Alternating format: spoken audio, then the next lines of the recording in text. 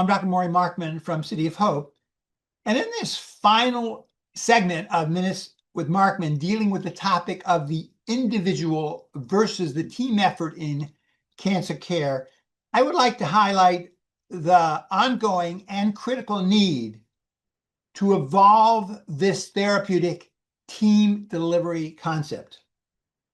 For example, in the area of toxicity management, in the past, the management of the toxicities that occurred with an individual specialty, whether it's surgery, radiation, chemotherapy, was the domain and responsibility almost solely of that practitioner.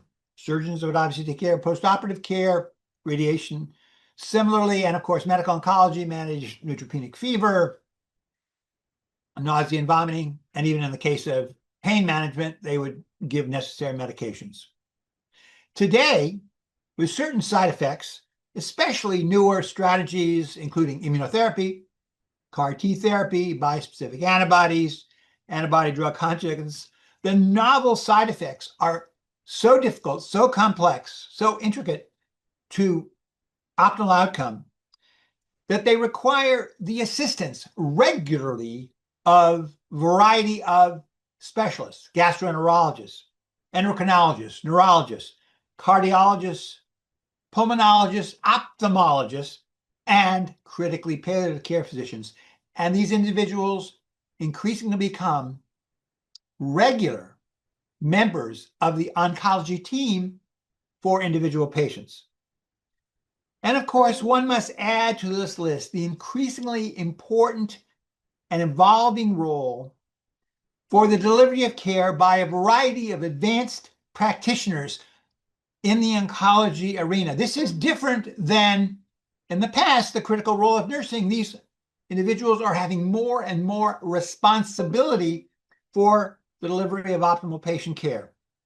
And it is likely, with the truly profound change in cancer care now and in the future, where management is extended over long periods of time, the conversion of most cancers from we treat them and they're cured, or we treat them and they don't make it, to more of a chronic disease process is going to require more involvement of advanced practitioners. And finally, with the documented extended survival of patients diagnosed with cancer, it becomes increasingly clear and relevant, and one might even use the term absolutely critical, for the oncology community to reach out to the non-oncology primary care physicians, family practitioners, general internists, obstetrician gynecologists, or even pediatricians in the case of pediatric cancers, to assume a greater role in long-term follow-up and management, which may go on for years or decades.